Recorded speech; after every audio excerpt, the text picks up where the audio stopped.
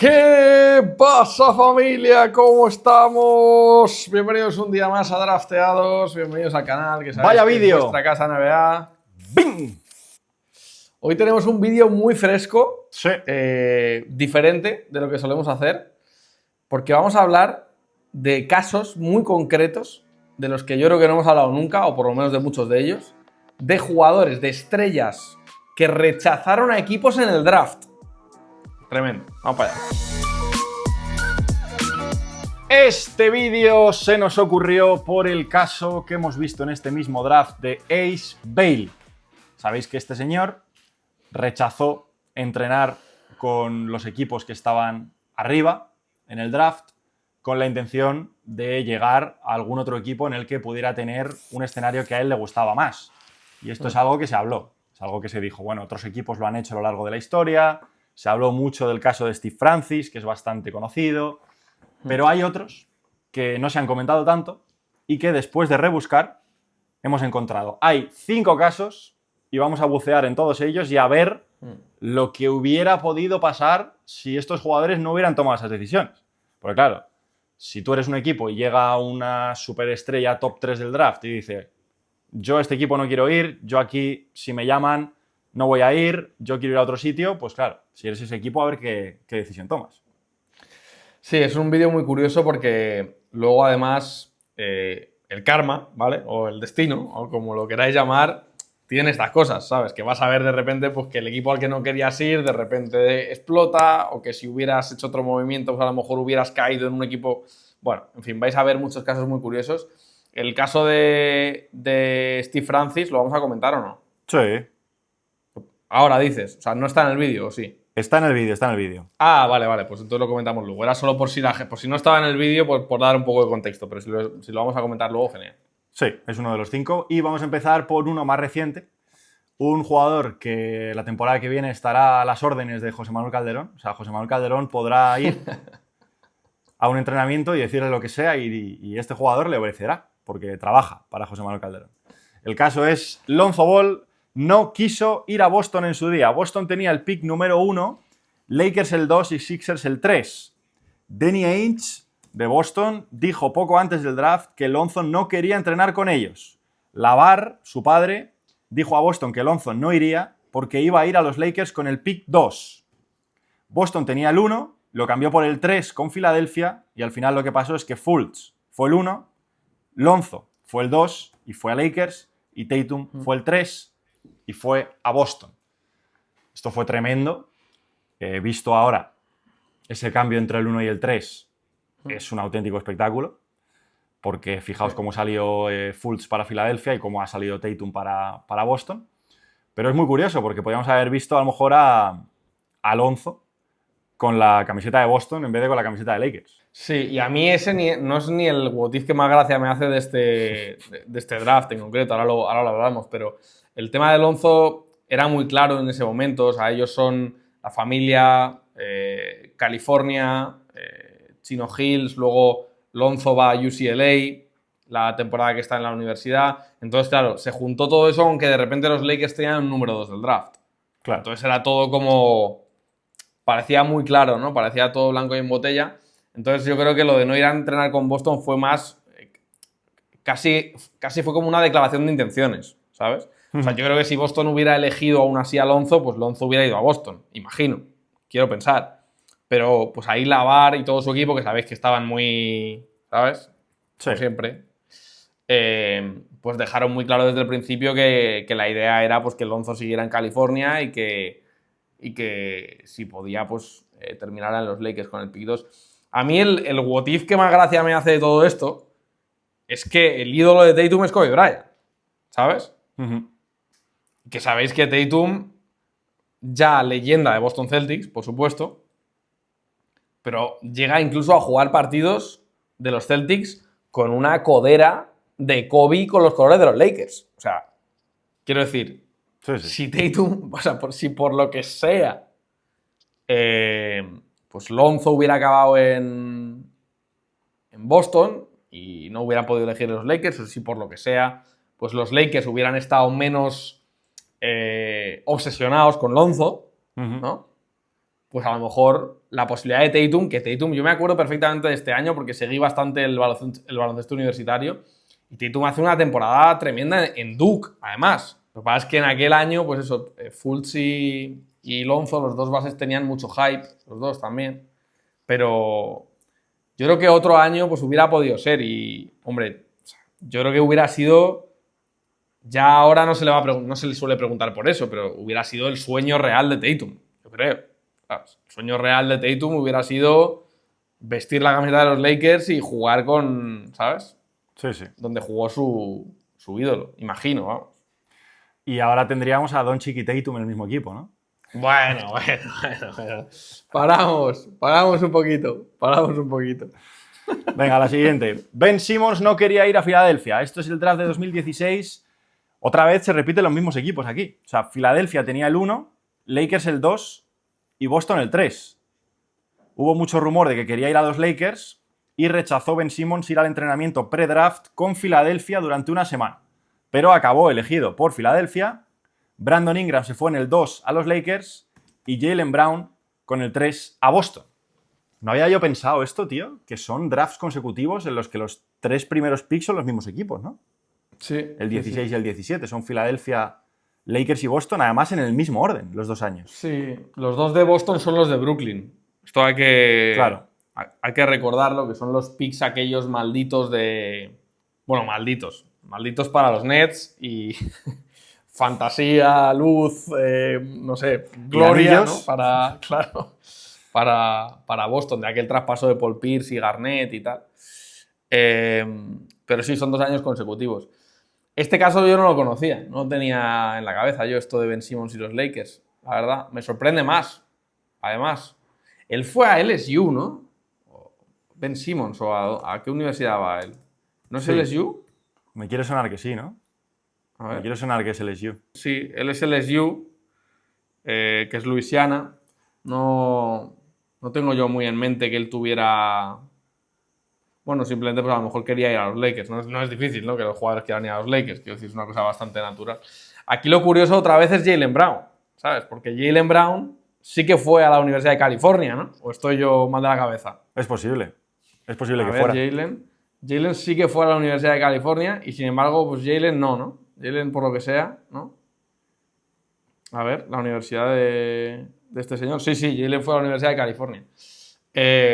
Bueno, un caso curioso. Este no lo conocía, la verdad, lo de Ben Simmons. No sé cuánto de... Si fue solo una semana, pues a lo mejor luego se le pasó y le terminaron eligiendo los Sixers. Pero yo sí que me acuerdo que era bastante clara esta elección. Lo que es curioso es que siempre se habla de aquellos picks de Brooklyn, pero claro, Boston luego eligió a estos 2 señores por delante de todos estos nombres que estamos diciendo y han sido claramente los mejores, ¿sabes? Bueno, O sea, por detrás, quieres decir, sí. Claro, o sea, quiero decir que Lakers podría haber elegido a Tatum y a Brown en vez de a Ingram y a Alonso. Sí. Y lo mismo Filadelfia en vez de pillar a Fultz y a Simmons, ¿sabes? O sea, como que eligiendo en el tercer puesto se han quedado con los mejores jugadores. Y eso también hay que hacerlo. Escúchame, este caso es la leche, tío. La leche, porque seguramente, tío... Claro, esto es el draft anterior al otro que hemos hablado. Este es 16 y el de Tatum es 17, claro. Claro, o sea, Claro, entonces los Lakers en el 16 terminan eligiendo a Ingram en el 2, que es un alero de Duke, ¿vale? Entonces, claro, al año siguiente, en el 17, pues van a por el base, ¿no? Van a por el base. No vuelven a elegir a otro alero de Duke, ¿sabes? Y el alero de Duke bueno era el del 17. Es tremendo este caso, ¿eh? Sí. Y en años seguidos y tal, y viéndolo ahora, casi 10 años después, pues lo que ha sido. Si hubieran ido a por el de California en el 16, ¿no? Que era Jaylen Brown, ¿no? Y luego a por el de Duke en el 17, ¿no? Sí. Y es muy loco también. Es increíble, tío. Los draft Lakers, es muy difícil. Esos años que tienen varios picks altos, ¿no? O sea, también está 3. DeAngelo por ahí, ¿no? Son 3 seguidos. DeAngelo es 3 en el números 15. 2. Sí, son 3 números 2 seguidos. Se habla poco ahí de la conspiración, ¿no? Se habla mucho en otros momentos, pero ahí después, en el post-COVID, se habla poco de que los Lakers tengan 3 picks número 2, ¿no? Seguramente porque acertaron poco, ¿sabes? Ya. Si hubieran acertado más, a lo mejor se estaría hablando mucho más, ¿sabes? Si esos picks hubieran sido Jaylen Brown, Jason Tatum, no sé qué, Conspiración. y fueran, a lo mejor ahí a lo mejor se hablaría más. Sí.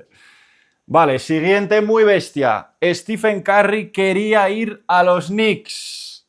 Los Warriors tenían el pick número 7 y los Knicks el pick número 8. Curry quería ir a los Knicks y Del Curry quería que su hijo fuera a los Knicks.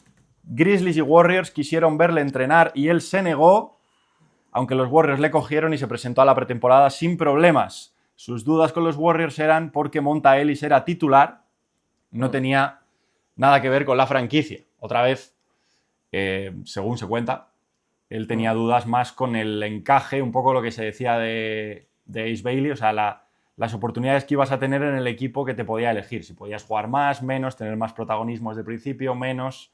Eso era un poco lo que parecía que preocupaba a Curry. Hay que decir que luego fue traspasado Monta Ellis y se le quedó a Curry pues, la situación que ya conocéis y explotó como tenía que ser. Pero en ese momento parece que a él y a su padre la opción de los Knicks les molaba bastante. Y de hecho, tengo que decir que esto salió cuando salió lo de Bailey. Hubo algún periodista de Estados Unidos que recordó esto, que dijo, bueno, esto lleva pasando muchísimos años, me acuerdo perfectamente cuando Curry rechazó ir a entrenar con los Warriors porque prefería a los Knicks. Lo comentaron como una cosa que lleva pasando siempre, vamos. Sí, sí, esto es una cosa que ha pasado mucho en la historia de la NBA. Al final eso es un juego de los agentes, ¿no? Es un juego de los agentes, pues que tienes, ¿no? Ahí la capacidad, no tienes la capacidad de que no te elijan, o sea, te pueden elegir, pero sí tienes la capacidad de decir, bueno, pues con este voy a entrenar más, con este no, y das a entender más o menos cuáles son tus preferencias. Luego puede pasar cualquier cosa, evidentemente. Este caso, pues evidentemente es el más doloroso de la historia, ¿vale? Seguramente, para mí. Y es muy conocido, sí, que Curry y su familia y tal pues querían acabar en Nueva York. El tema es que además es más doloroso sobre todo por la elección de los Knicks, ¿sabes? O sea, si la elección de los Knicks hubiera sido DeMar DeRozan, ¿sabes? Que sale en el 9, por ejemplo, en ese draft, ¿sabes? Menos grave. Claro, la elección de los Knicks es Jordan Hill, que es gravísimo, claro, gravísimo. Este draft es muy curioso y que evidentemente todo va en torno a Curry. Pues el draft de Blake Griffin, de James Harden, de Ricky Rubio, Tyreek Evans, que es rookie del año, los Timberwolves eligiendo 2 bases seguidos y no eligiendo a Curry, los Knicks queriendo a Curry y no llegando, los Warriors, o sea, hay muchas cosas en torno a Curry. En todo eso se nos olvida un poco que los Grizzlies eligieron con el 2 a Hassim Thabeet, ¿vale? Regular. Ahí está. Y el tema de los Warriors, de Curry y Monta Ellis, que coincidieron unos años, hay que explicar un poco que yo creo que Curry pensaba que él iba a ser un escolta, ¿sabes? O sea, él era un shooting guard de muchísimo nivel. Lo que hacía, pues como hace en la NBA actual, era pues mucho salir de bloqueos, ¿no? Jugar sin balón y tirar muy bien. Y eso en la NBA de aquella época era un escolta, clarísimo. Entonces, reñía mucho con que aquella posición en aquellos Warriors estaba ocupada por Monta Ellis, que era un jugador de características físicas muy similares, de tamaño, delgadito, no sé qué, pero pues más atlético que Curry, menos tirador, de otro tipo, pero que tenía ocupada, digamos, esa plaza de escolta titular en el equipo y era la estrella de aquel equipo. Entonces, pues Curry pensó que no había manera de compaginar las dos cosas. Luego, pues Curry, fijaos lo que es la historia, ¿no? Ha terminado siendo, pues, si no el mejor base de la historia, el segundo mejor base de la historia, cada uno que lo ponga como quiera, y jugando siempre con escoltas al lado. Sí, sí. Yo estaba pensando que casi la única manera de que Stephen Curry hubiera sido más para el mundo del baloncesto como deportista mundial y tal, es que lo que ha hecho en los Warriors lo hubiera hecho en los Knicks o en los Lakers. Yo creo que es lo único, siendo los Warriors un buen mercado, siendo San Francisco un buen mercado, o sea, no lo ha hecho un gran mercado, en Detroit, sí. Pero si lo hubiera hecho en los Knicks, sí, hombre, imagínate. Toda su carrera, o sea, lo mismo que ha hecho en los Warriors, pero su carrera entera en los Knicks, jugando en el Madison, tal. Imagínate lo que hubiera sido para la NBA, que ya ha sido lo que ha sido. Pues hubiera sido más Y más conocido y más todo, todavía, de lo que ya es. Bueno, es que además Curry ha hecho muy grande su mercado. Claro.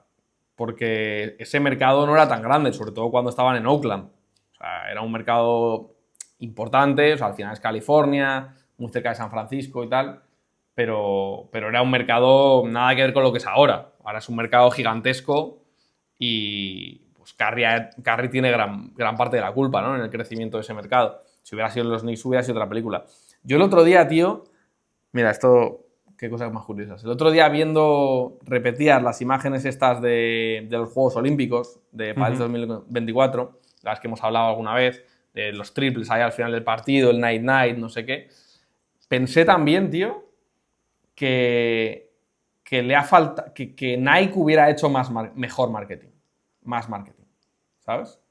O sea, Sí. pensé que, ¿sabéis que está la famosa historia esta de que Curry no es Nike? Porque digamos que Nike lo quería como un atleta más, ¿no?, que le trató como uno más, y que Under Armour pues le trató como lo más especial del mundo, digamos. O sea, que hubo mucha diferencia, ¿no? Que Nike le trataba como, no le veía, ¿no?, como el elegido, ¿no?, como LeBron o como uno de estos, sino que le veía como un atleta más de su flota de atletas, y le pusieron, digamos, como una presentación tipo, mientras que pues Under Armour sí que le trató como ese jugador especial en el que queremos creer, vamos a hacer un producto solo para ti, vamos a hacerlo especial, una línea, tal, no sé qué, creemos en... Bueno, entonces él terminó yendo con Under Armour, y yo pensaba el otro día, tío, que si Curry hubiera sido Nike, es que ahí hay mucho marketing también, ¿eh? Sí, muchísimo. Ahí hay mucho marketing también en lo que hacen las grandes marcas con los jugadores icónicos, ¿sabes? Sí. Vamos a ir con el caso que decíamos al principio. Steve Francis no quería ir a Canadá. Vancouver Grizzlies tenía el pick número 2 del draft. Eligieron a Steve Francis por delante de Baron Davis o Lamar Odom, pero Steve Francis descartó ir a Canadá porque no era parte del plan de Dios, por impuestos y porque no quería jugar lejos de casa. Fue traspasado a Houston ese mismo verano, donde jugó sus primeras 5 temporadas, siendo All-Star 3 veces. Me encanta, lo de no era parte del plan de Dios, me encanta. Lo pone como fuera, ¿no? No, o sea, a mí me da igual, pero no es parte del plan de Dios. Entonces yo, Claro. como Dios no quiere, pues no voy. Bueno, un caso muy claro de un señor que no quería ir a un equipo a jugar y no jugó. Se salió con la suya, ¿no? Sí, ¿esto qué es? ¿99? No. ¿Qué año es esto? Sí, 99, ¿no? Sí, creo que sí. Sí, 1999. Es un pick 2, este llegaba como un estrellón absoluto, Steve Francis. Y lo fue, vamos. Y o sea, lo fue. En los primeros años en la liga, sobre todo, lo fue. Era un base súper explosivo, hacía prácticamente de todo. Y de hecho, ¿no es rookie del año ese año? ¿No es el rookie del año compartido este, el último que hay? ¿No es el Tom Brand de Steve Francis? Pero bueno, es una historia muy famosa esta, ¿sabes? Vancouver era... Pues nadie quería. Es que también Toronto, la evolución de Toronto en la liga ha hecho mucho, ¿no? Por lo bien que se ve ahora a Canadá en general y a los equipos canadienses. Sí, en ese momento era irse allí era todo campo Claro. a ver qué pasaba. La expansión llevaba solo un par de años o 3, llevaba solo unos años funcionando. Y aquello era irse a la nada, ¿no? A lo desconocido, ¿sabes? Steve Francis dijo, bueno, yo quiero jugar en la NBA. A mí aquello... ¿sabes? A mí la liga canadiense no... Sí. Está bien que pusiera a Dios de por medio, ¿sabes? Está genial eso. Está genial. Sí. Como me acuerdo yo de Steve Francis en el concurso de mates de Carter mítico. Sí. Con el mate este que hace tirándose la bola arriba desde lejísimos y bota y hace el mate. Yo es que, vamos, ese concurso, me acuerdo verlo pues con, no sé, con 9, 10 años y decir, pero ¿cómo se puede tener tanto flow este chaval que es un enano comparado con los demás, ¿sabes? Y que está haciendo ahí esas locuras. Pero era de estos jugadores que tenía cara y físico de superestrella desde que llegó, vamos, desde el primer día. O sea, total. Carisma, o sea, todo. Y nombre, tío, Steve Francis, ¡buah! O sea, haces lo que te dé la gana. Bueno, no te vas a Vancouver. No te vas a Vancouver. Vale. Última que tenemos aquí es que Shaq no quería ir a jugar a Minnesota. Orlando Magic tenía el 1, Hornets el 2 y los Timberwolves el 3. Su agente avisó por carta a los Wolves y a la NBA de que no jugaría en todo el año si era elegido por Minnesota. Fue a los Magic y fue elegido jugador de la semana en su estreno en la NBA. Acabó siendo All-Star las 4 temporadas que jugó en Orlando y finalista en el 95. Es uno de los locos, Shaq, de la historia, que es All-Star desde el año que aterriza. O sea, llegas y el primer año ya eres All-Star siendo rookie. Es una de las temporadas rookies más bestias de la historia en general. Hicimos un vídeo de los mejores rookies de la historia Sí.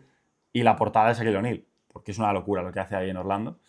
Sí, Sobre esto, hace poco, cuando se estaba hablando de el tema de las conspiraciones en el draft y tal, Shaq hizo unas declaraciones también de una conversación que tuvo con David Stern antes de que fuera la lotería, me parece que era, en la que Shaq ya le decía a David Stern, sabiendo que uno de los peores equipos podía ser Minnesota y tal, diciendo como que él el frío no le interesaba, que no quería saber nada de eso, y como que David Stern le dio a entender como de que tranquilo que eso no va a pasar, ¿sabes? Que tú vas a ir a un sitio con buen clima, como pensando en Orlando, ¿sabes? Esto lo decía Shaq en una entrevista hace poco, cuando se hablaba de estas cosas de la conspiración.